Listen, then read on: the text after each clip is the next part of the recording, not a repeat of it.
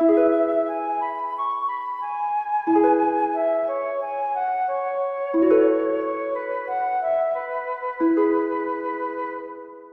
Joe here. I'm a musician, I'm a composer, and I like talking about music right here on this channel for your eyeballs to consume. So this video is the second of a two-part series on the gay life and adventures of Tchaikovsky in Russia and Europe. If you haven't watched part one, that will be linked up there.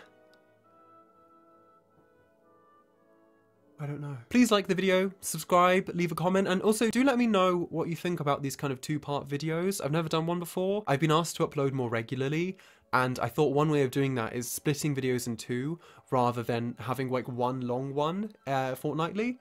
I don't know what you think about it, so let me know what you think and leave a comment. On with the video. Tchaikovsky had just spent the first few decades of his life bouncing between cities, at first feeling abandoned by his family, but over time adapting to the new lifestyle.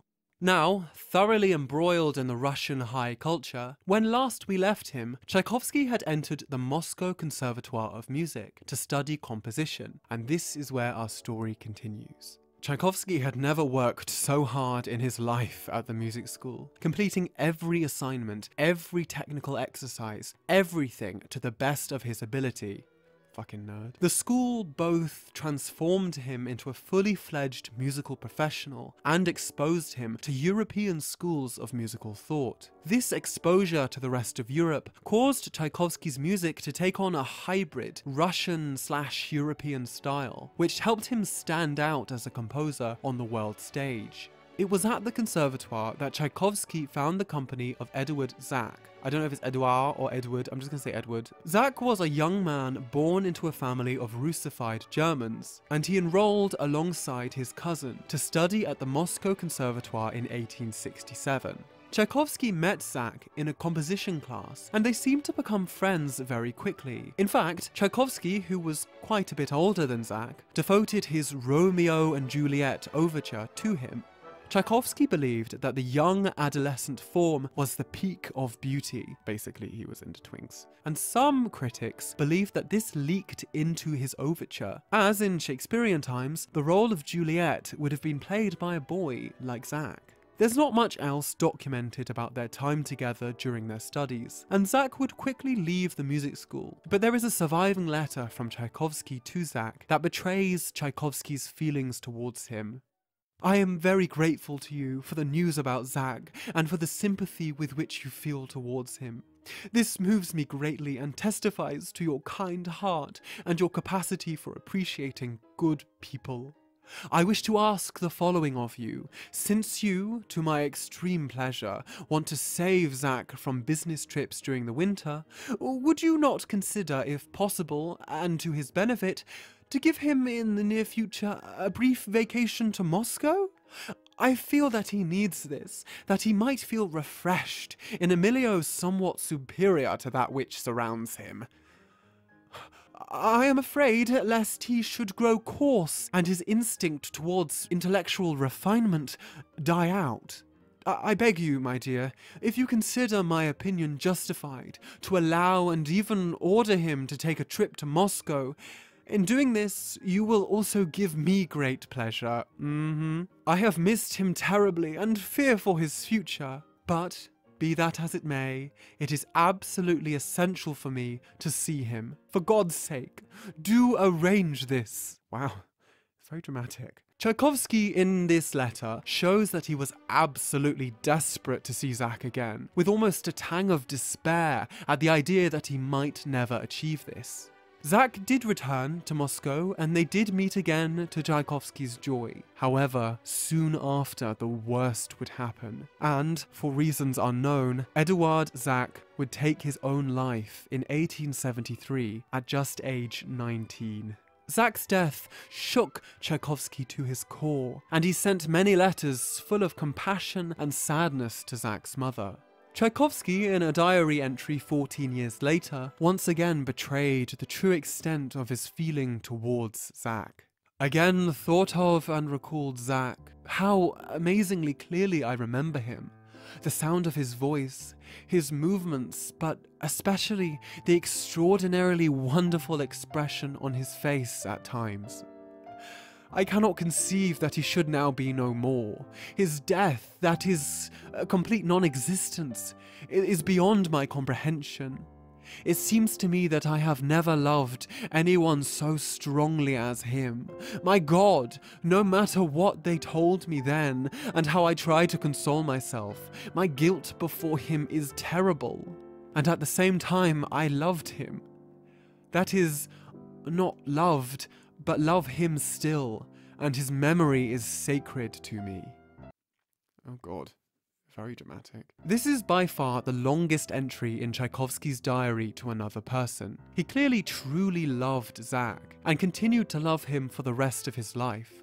Honestly, reading this made me very upset. It's very dramatic, but because you can feel his guilt and his torment, not only for the violent loss of his lover, who shot himself in the head, but also over his own sense of identity as a gay man in a time before it was well understood. It was at this point that Tchaikovsky felt he must marry. The speculation over his identity was transitioning from hushed-up gossip to an almost public affair, and he knew that the only way to quell the discussion was to get married to a woman. I am now going through a very critical period in my life. I will go into more detail later, but for now, I will simply tell you, I have decided to get married. It is unavoidable. I must do it, not just for myself, but for you, Modest, and for all those I love. I think that for both of us, our dispositions are the greatest and most insuperable obstacle to happiness, and we must fight our natures to the best of our ability. So far as I am concerned, I will do my utmost to get married this year. And if I lack the necessary courage, I will at any rate abandon my habits forever.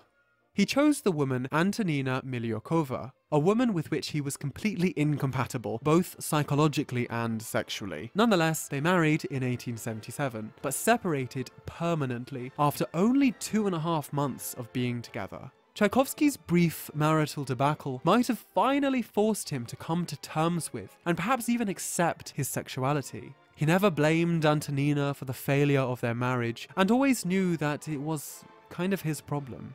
Tchaikovsky, after the disintegration of his marriage, would stay put for a year to work on his music. It was during this time that he completed his Eugene Onegin. I have no idea how to pronounce that. I've never known how to pronounce that piece. Onegin? Onegin? Tell me in the comments. Orchestrated his 4th symphony and created his violin concerto. This now brings us to Tchaikovsky's period of wandering, where, for years, he travelled all throughout Europe and Russia, always alone, never stopping anywhere for very long. While he travelled in isolation, Tchaikovsky's notoriety grew further and further in metropolitan Europe. His music was performed more often, and the famous Russian novelist Fyodor Dostoevsky made a speech calling for unity within Western and Eastern art, bringing Tchaikovsky's Russian influences to the forefront of music. Over the next few decades, Tchaikovsky would rise to become a world-renowned composer, with his music being performed all across Russia, Europe, and America. He started conducting, helping him to overcome his lifelong stage fright, and his sister, Alexandra, had a son. Which brings us to his final lover, Tchaikovsky's nephew, Vladimir Bob Davidov. Let's just get this sorted right off the cuff. Yes, Tchaikovsky was sexually attracted to his nephew. Yes, that is immensely creepy. Yes, this form of incest was seen as disgusting even at the time. And no, I'm not going to try and explain it away. It was weird, but nonetheless it happened. Vladimir Davidov was the second son of Tchaikovsky's sister, born in 1871. Davidov, much like his uncle, showed an early talent for music. However, he would choose to pursue a military career. As Davidov matured into a young man, the now middle-aged Tchaikovsky grew infatuated with his nephew, who he affectionately referred to as Bob. And Davidov became a confidant for the older composer. Tchaikovsky, in these years, was constantly on tour with orchestras performing his work, but letters suggest that he always longed to return home to see his nephew. A letter sent from a hotel room in 1893 shows how much Tchaikovsky saw Davidov as a lifeline. "I am writing to you with a voluptuous pleasure. The thought that this paper is going to be in your hands fills me with joy and brings tears to my eyes.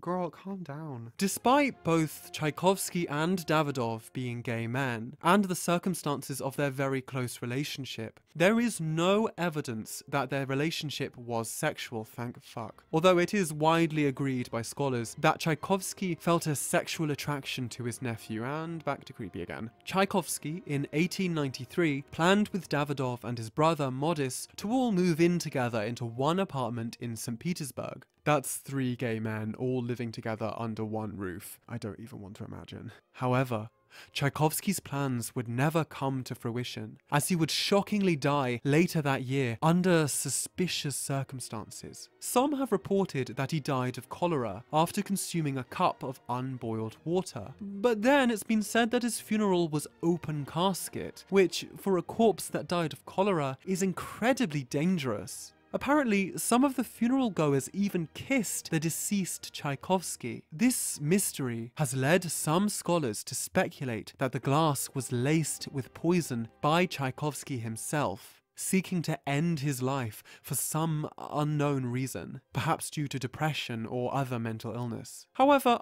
I personally think that this just kind of feeds into the tortured queer stereotype and doesn't really have much place in reality. His true cause of death will remain a mystery forever.